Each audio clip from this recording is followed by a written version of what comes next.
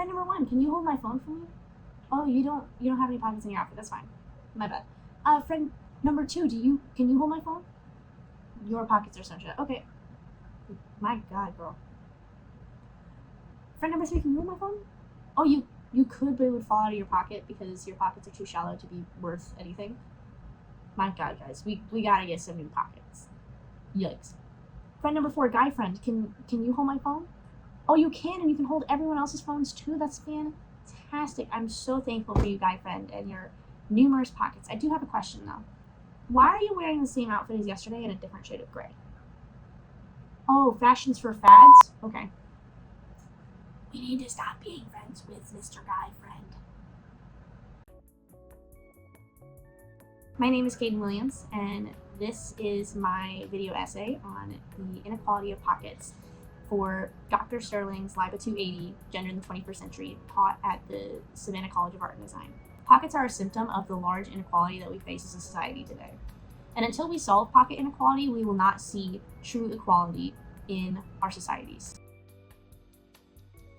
Pocket is a borrowing of the French word for bags, pronounced poche, and when it entered medieval Anglo-Norman, it took on a harder pronunciation of pock. It was followed then by the diminutive et to mean small bag. The inset pocket first appeared sometime around the 15th century as a sort of oddity that arose in the context of European tailoring traditions. Before pockets, purses tied to belts were how people carried things around. For centuries, how you wore your purse defined masculine from feminine dress, but the purse did not belong to one single gender. Men tended to wear their purses close to their hips over their clothing, while women tended to wear theirs dangling from the hip, close to the mid-thigh, underneath their dresses. Early pockets were sturdier and more spacious than the envelope-shaped containers we are familiar with today. They tended to look more like drawstring bags sewn to men's pants at the waistband, dangling freely from it.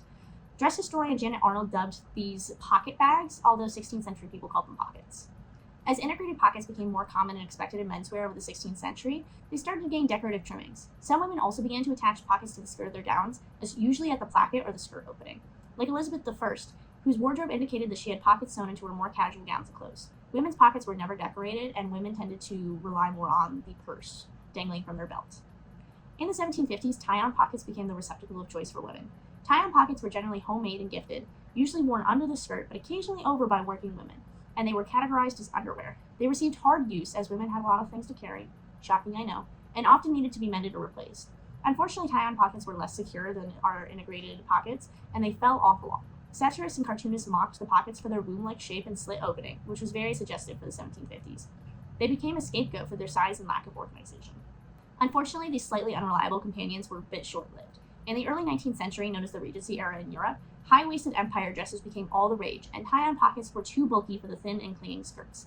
Women began to carry around reticules, sometimes called the ridicule, or net-like purses. Women were ridiculed heavily for abandoning pockets in the name of fashion. Women's skirts widened by the 1820s, and some women returned to tie-on pockets, but many women began to experiment with integrated, masculine-style pockets sewn into dresses at side seams on the hips. By the mid-19th century, pocket design had advanced significantly, and one was less likely to encounter misaligned pockets or a coat without them. During the 1850s and 60s, inset pockets fit under women's voluminous skirts, but the concept didn't gain traction. Bell-shaped hoop skirts then went out of fashion, and skirts became bustled on the rump of ladies' dresses, leaving no spot for pockets except in the rear. Rear pockets like this were very inconvenient to access, and some ladies reported never knowing that they had an integrated pocket back there. During the 1800s and early 1900s, having your hands in your pockets was considered a rude gesture due to the proximity to the genital area. Hands in pockets then became fashionable in the 1890s and 1920s, and it was at this time that jealousy of pocket inequality was first reported. Women were questioning why this nonchalant attitude of hands in pockets was unavailable to them. The New York Tribune reflected in 1913 that many young women wanted to, quote, strut down the avenue with their hands in her pockets just like her brother, end quote. In the midst of making social and political advances around the turn of the century, women also wanted the flexibility and assurance pockets provided, and they worried about the dangers of submitting to the no-pocket tradition in women's clothes. Quote, by and by, no pockets for the female sex will settle down into hard and fast law, end quote, was the warning of a contributor to a domestic magazine in 1907. Over the course of the 20th and 21st centuries, pockets fell into a pattern of being fashionable one season and then gone the next. We see this even in the 21st century with the 2010s and the 2020s, with the 2010 skinny jean not allowing for pockets, and the 2020 wide-legged jean allowing for many pockets. By about 2016, attention to pocket inequality, never resolved, appeared again in a spate of journalistic pieces in The Atlantic, The Washington Post, Vox, and Medium, along with programming from The Today Show, CBS Sunday Morning, and National Public Radio. If you did your math, that is 459 years of pocket inequality that's longer than the United States has been a country. This pocket inequality is not new. It's actually been around for almost 500 years, and being upset about it is not silly, as it is a result of sexism and the belief that women did not need to exist outside of their homes without their husbands for extended periods of time. Women's independence from men terrifies men, and that terror extends to women's clothes. A tailor in the 1890s dubbed women's bicycle bloomers, which were wide-legged pants that allowed women to ride bicycles comfortably, which was illegal, quote, "they're garments of emancipation," end quote. That word is also used in the context of slavery. I'll leave that with you. A writer for Vox, Chelsea Summers, around the same time surmised that this anxiety arose because, like men's, quote, "women's pockets could carry something secret, something private, or something deadly," end quote. And a woman having secrets, privacy, or agency for men is just a no-go around these parts. Eventually, due to this inequality, inset pockets became a masculine fashion that women were meant to steer away from in order to keep their femininity, and they were scolded for wanting to wear pockets like a man. In 1907, the lawyer, activist, and president of the National Federation of Business and Professional Women's Clubs, Gail Laughlin, was chided in the St. Louis Star for refusing to wear a dress without pockets. Quote, "only of rare occasions does Miss Laughlin take off the mannish garb that she usually wears," end quote. And, quote, "Miss Laughlin declined to wear the thing until a pocket was sewed on," end quote. This pocket smear campaign did not end with the suffragettes. In a scathing 1940 piece, Life ridiculed the reappearance of pockets, quote, "large as pouches," end quote, in women's wear, which came about because of the world wars and the push for useful clothing in times of rationing. Life argued that men all used their many pockets. Men act and do, and his clothes should reflect and prepare him for the diverse range of his activities. But women would wear pockets if fashion decrees, but no one expects women to make use of them. Men have always had functioning pockets, no matter the outfit, while women's clothes defined whether or not they had functioning pockets. The man's pockets remain alike in size, shape, and position, while the clothes changed around them. However, this pocket cornucopia was not afforded to all men. In a 1930s interview, Shad Hall recalled that his former enslavers excluded pockets from his clothing, not just to save money, but as a sort of preemptive disciplinary strategy. As a boy, his, quote, "first pants had no pockets, so it would be less easy for him and other children to steal eggs," end quote. And in posters advertising for runaway slaves and servants, owners would often note their property's lack of pockets in their clothing as a part of the description. Even today, while women's clothing are more likely to have pockets, it is not always the case. Oftentimes, pockets will be fake, too small to be worth the trouble, or my personal least favorite, sewn shut.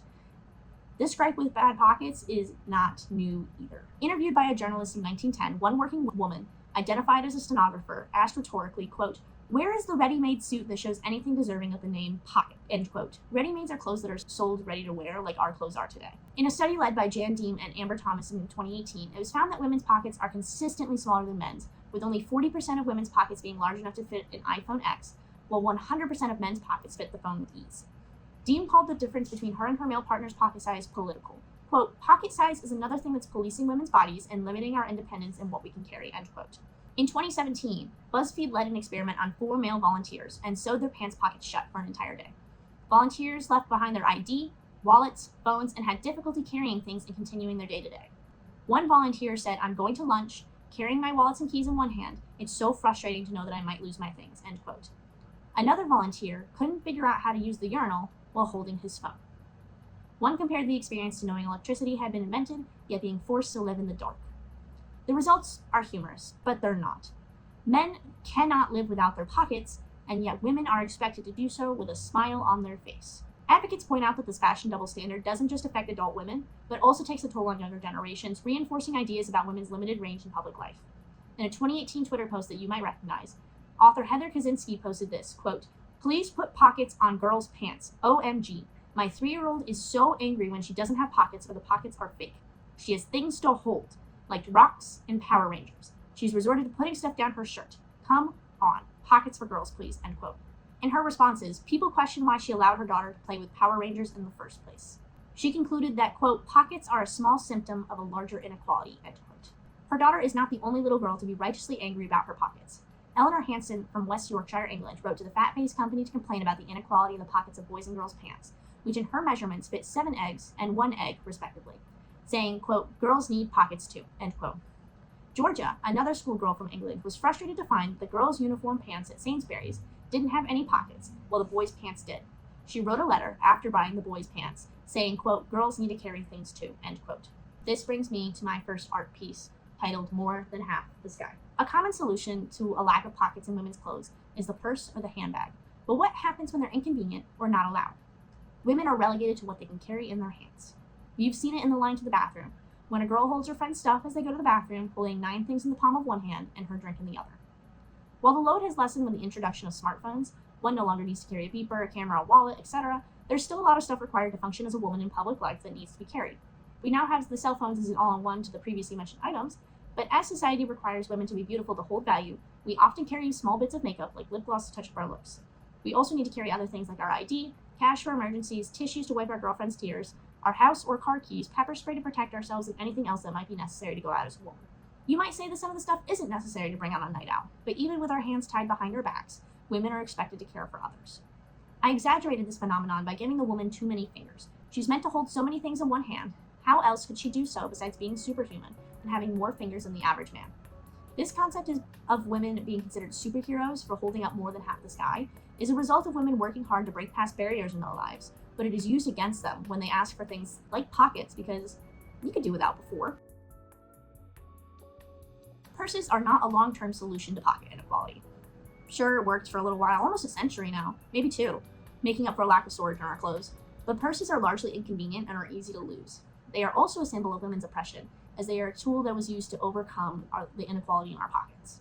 While they are easy to lose, set it down and forget about it until after the tax is already gone, purses are incredibly hard to get rid of. Although suffragettes of the 1920s like Radcliffe Hall, author of one of the first openly lesbian novels, The Well of Loneliness, 1928, refused to carry a handbag on her person and had extra pockets sewed into her dresses, the purse persisted. It persisted its way into World War II, where the WAC, or the Women's Army Corps, who wore pocketless uniforms, were forced to carry purses slung over their shoulders into war. Of course, women weren't allowed into combat positions in the US until 2015, but seeing pictures of women carrying handbags into war is a little weird. What's weirder is that if you've ever experienced a pocket flap but no pocket, you can blame the US military for that.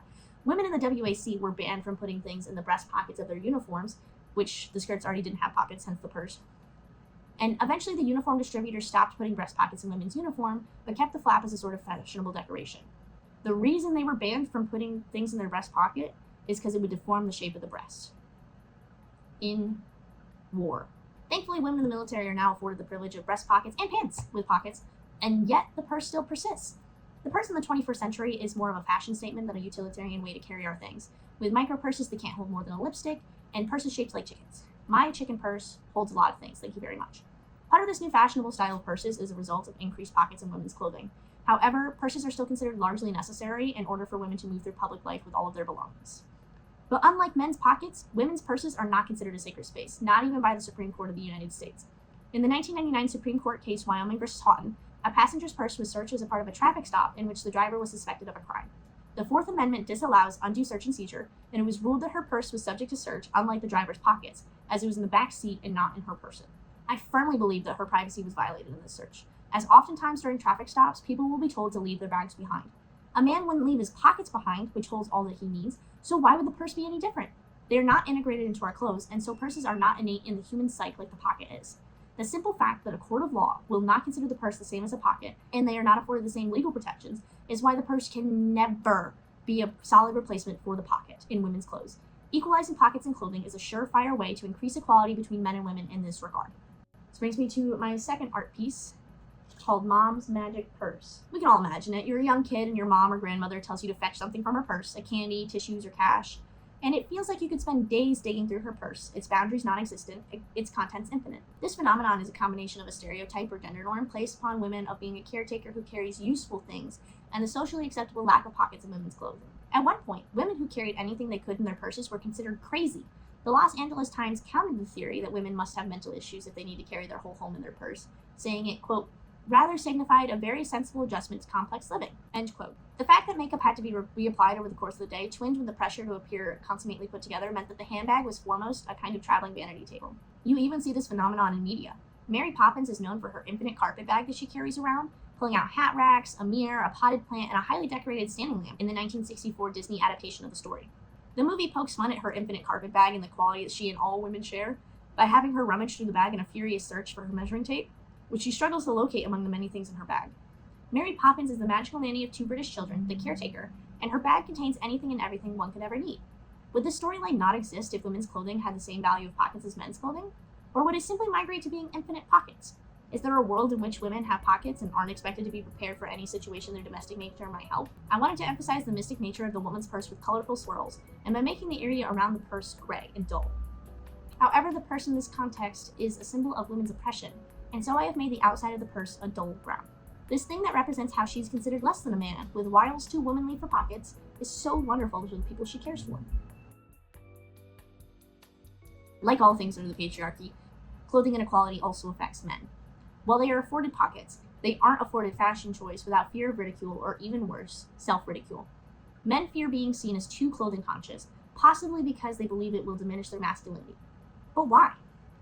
Men used to be more flamboyant and wore fashionable clothes. In the 18th century, the extremely wealthy wore highly ornate court suits with delicately embroidered pockets and pocket flaps with matching patterns up and down the coat's borders. The answer to this lies in the treatment of one of the most fashionable men in history, Oscar Wilde. Wilde was known for his flamboyance and fashionability, and of course for his writings. He was very popular in the 19th century, but his fame took a turn in 1895 when he was brought to trial on charges of gross indecency, aka homosexuality. A severe accusation in a time where a mere rumor of homosexuality was enough to ruin lives. Wilde was ultimately found guilty and was sentenced to 2 years of hard labor. 3 years after the end of his sentence, he died of meningitis in 1900, that he likely contracted from his poor health and hygiene following his punishment, as he was living in poverty and was essentially exiled. Though historians have always written about the connection between homosexuality and a male interest in clothes, Wilde's trial etched the connection into the public consciousness. Fashion and flamboyance would return into masculine culture in brief bouts afterwards, but each time there would be a flamboyant and fashionable celebrity who would be accused of homosexuality or indecency, such as Elvis, Freddie Mercury, and David Bowie. While it is no longer legal in the United States to be tried for homosexuality, the social isolation that might come with being accused is still in the forefront of people's minds. This fear was unfortunately capitalized by horrible people looking for people to lead. Andrew Tate. Why risk being accused of being gay when you could conform and be like everybody else? In his book, Cultures of Masculinity, sociologist Tim Edward writes, quote, fashionable, image-conscious, or simply dressy men are often seen to arouse anxieties in gendered as well as sexual terms, being perceived not only as potentially gay or sexually ambiguous, but as somehow not fitting in, particularly in terms of rumbling any wider belief in masculinity as a form of profoundly unself-conscious beingness, or in undermining the notion that real men just throw things on, or just are men, end quote. The Italians call this phenomenon sprezzatura, or studied carelessness, when it comes to picking clothes. Hitler was one of the many horrible people who saw this fear as an opportunity. His regime solidified the public's association of pink with women, and made being publicly gay dangerous, as homosexuals were carted away with poor, black, disabled, and Jewish folks to concentration camps, never to be seen again. Dr. John Money said this in 1971, quote, I have a kind of image in my mind of 5,000 to 7,000 years or more ago, a conclave of priestly rulers who were extraordinarily clever. They came out of their conclave, having discovered the principle that the way to gain power over their people was to make them guilty about the functioning of the body with regard to sex. The power to make people guilty is also the power to make them conform, end quote. Before the 1920s, children of all sexes wore genderless white dresses from birth until walking age. But the worry of children being confused about their gender because of the clothes they were wearing, an idea likely spread by conservatives during the suffragette and gay rights movement, caused this to fall out of fashion. These dresses were replaced with the children's versions of adult fashions, and this practice continues to this day. These ideas about gender and sexuality still permeate our society and negatively affect our children. As a result, children grew up with gendered clothing ideals subconsciously ingrained in their minds, and generations after them have continued to dress largely based on their respective gender norms, according to Paoletti.